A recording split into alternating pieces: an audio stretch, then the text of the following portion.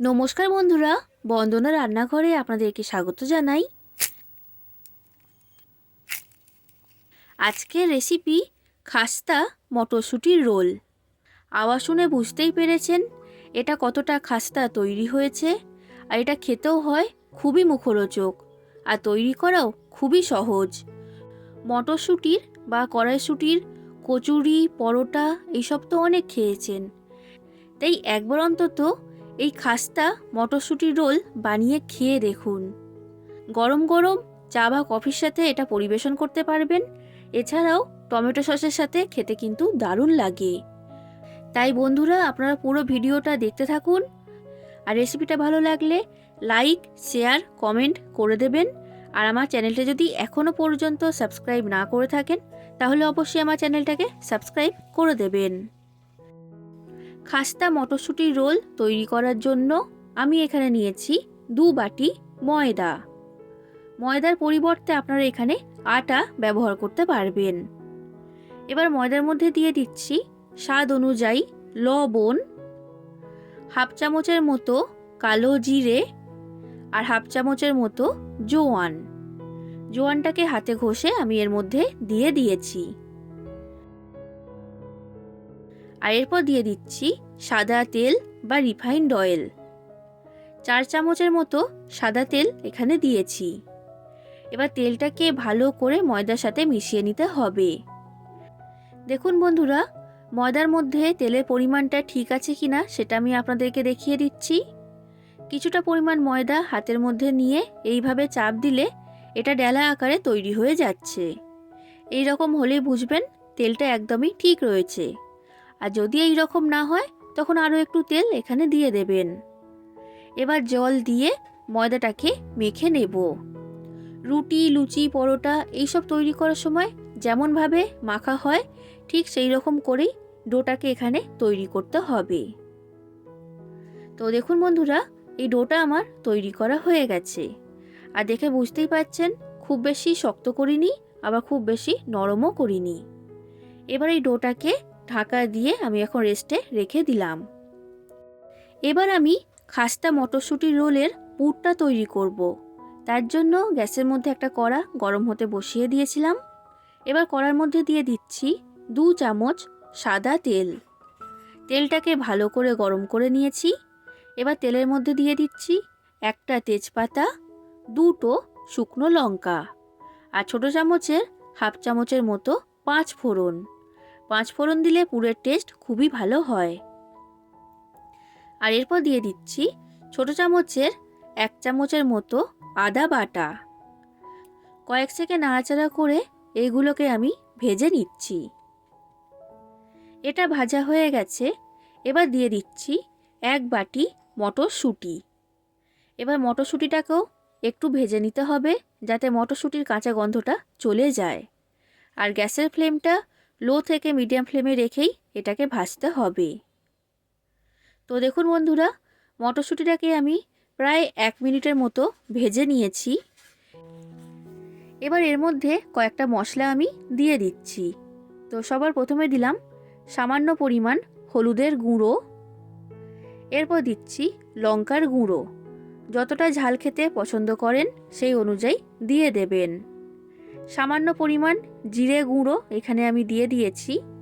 আর জিরে গুঁড়োটা খুব বেশি দেওয়ার দরকার নেই, অল্প করেই দিতে হবে। এবার দিচ্ছি স্বাদ অনুযায়ী লবণ, আর স্বাদ অনুযায়ী চিনি, আর সামান্য পরিমাণ জল দিয়ে দিলাম যাতে মশলাটা কষানোর সময় পুড়ে না যায়। এবার মটরশুঁটিটাকে মশলার সাথে ভালো করে কষিয়ে নিতে হবে। তো গ্যাসের ফ্লেমটা লো ফ্লেমে রেখে কড়াটা ঢাকা দিয়ে এটাকে আমি কষিয়ে নেব। এইভাবে করলে মটরশুঁটিটা খুব ভালো মতো নরম হয়ে যাবে, আর মশলার সাথে এটা কষানোও হয়ে যাবে। দেখুন বন্ধুরা, 2 মিনিট পর কড়া ঢাকনাটা আমি খুলে নিয়েছি। মটরশুঁটিটা মশলার সাথে ভালোভাবে কষানো হয়ে গেছে, আর মটরশুঁটিটা এখন অনেকটাই নরম হয়ে গেছে। এইভাবে আমি মটরশুঁটিটাকে একটু ভেঙে দিচ্ছি। যখন খাওয়ার সময় মটরশুঁটি টুকরোগুলো মুখে পড়বে তখন কিন্তু খেতে খুবই ভালো লাগবে। এবার কড়ার মধ্যে আমি দিয়ে দিচ্ছি 2টো বড় সাইজের আলু সেদ্ধ। আর আলু সেদ্ধটাকে এই রকম ছোট ছোট টুকরো করে ভেঙে এখানে দিয়েছি। এবার দিচ্ছি হাফ চামচের মতো চাট মশলা। চাট মশলা দেওয়ার কারণে এই পুরের টেস্টটা খুবই মুখরোচক তৈরি হবে। আর সব শেষে আমি এর মধ্যে দিয়ে দিলাম ধনেপাতা কুচি। এবার আলুটাকে আমি মশলার সাথে ভালো করে কষিয়ে নেব। গ্যাসের ফ্লেমটা মিডিয়াম ফ্লেমে রেখে প্রায় 3 মিনিটের মতো এটাকে কষিয়ে নিতে হবে। দেখুন বন্ধুরা, এই মটরশুঁটির পুরটা আমার তৈরি করা হয়ে গেছে। এবার এটাকে আমি একটা প্লেটের মধ্যে তুলে নিয়েছি। এখন এটাকে আমি সরিয়ে রাখছি ঠান্ডা হবার জন্য। এবার যে ময়দার ডোটা আমি আগে তৈরি করে রেখেছিলাম সেটা নিয়ে নিয়েছি। এবার এই ডোটাকে একবার ভালো করে মেখে নিচ্ছি। তারপর এর মধ্যে থেকে লেচি কেটে নিতে হবে। লেচিগুলোকে এখানে খুব বেশি ছোট করলে হবে না, এই রকম মাঝারি সাইজের করে লেচিগুলোকে আমি তৈরি করে নিচ্ছি। আমি এখানে সব লেচিগুলোকে তৈরি করে নিয়েছি। এবার এর মধ্যে থেকে একটা লেচি আমি নিয়ে নিলাম। এবার এই লেচিটাকে আমি বেলে নেব। আর এটাকে বেলার জন্য শুকনো ময়দা ব্যবহার করেছি। আর একটু পাতলা করেই বেলতে হবে, খুব বেশি মোটা করলে কিন্তু হবে না। দেখুন বন্ধুরা, এটা আমার বেলা হয়ে গেছে। আর এই রকম পাতলা করে বেলেছি, দেখে বুঝতেই পাচ্ছেন। এবার যে মটরশুঁটির পুরটা তৈরি করেছিলাম সেই পুরটা আমি এর মধ্যে দিয়ে দিচ্ছি। পরিমাণ মতো পুর এখানে আমি দিয়ে দিয়েছি। এবার এই রুটির চারিদিকে লাগিয়ে দিচ্ছি জল।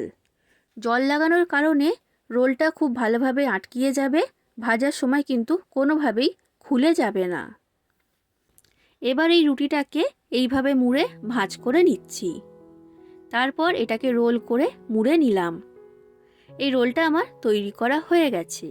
আর এর মধ্যে জল লাগানো আছে, তো সেই কারণে এটা খুব ভালোভাবে আটকিয়ে গেছে।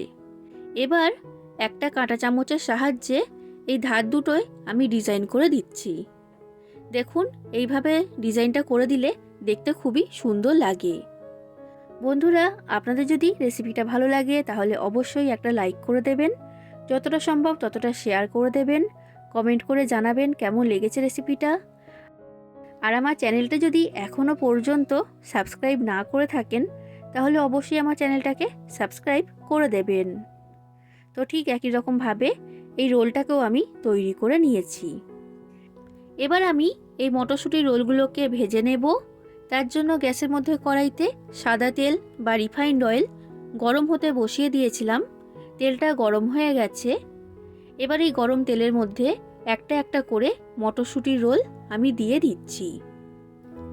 এবার লো ফ্লেমে রেখে এই রোলগুলোকে আমি ভেজে নেব। বন্ধুরা, এখানে মিডিয়াম ফ্লেমে বা হাই ফ্লেমে রেখে ভাজলে বাইরে থেকে রং চলে আসবে আর ভেতরে কাঁচা থাকবে, আর রোলগুলো কিন্তু খাস্তা তৈরি হবে না। তো সেই কারণে লো ফ্লেমে রেখেই ভাজতে হবে, তবেই এই রোলটা একদমই খাস্তা তৈরি হবে আর অনেকক্ষণ পর্যন্ত খাস্তাই থাকবে, নরম হয়ে যাবে না। তো দেখুন বন্ধুরা, এইভাবে উল্টে পাল্টে আমি মটরশুঁটির রোলটাকে ভেজে নিয়েছি আর এটা খুবই খাস্তা তৈরি হয়েছে। এবার তেলের মধ্যে থেকে এগুলোকে আমি তুলে নিলাম।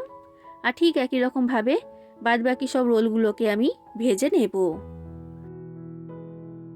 এবার একটা মটরশুঁটির রোল আপনাদেরকে ভেঙে দেখাচ্ছি, যেটা ভেতর থেকে কেমন তৈরি হয়েছে।